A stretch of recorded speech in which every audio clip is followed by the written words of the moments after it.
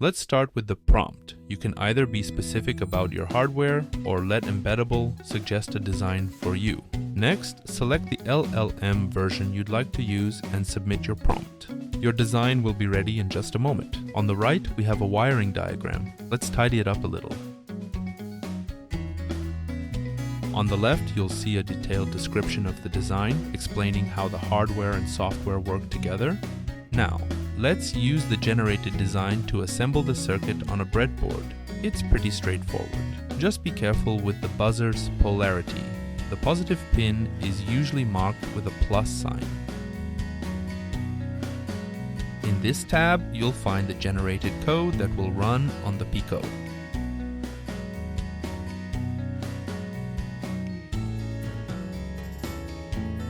Here, we can run and debug the code and watch the results in real time.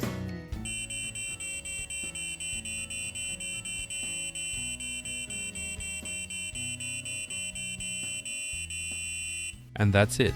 Congratulations on completing your project. You now have a working circuit, generated code, and a running demo on your Pico. Keep experimenting and try building your own designs with Embedible.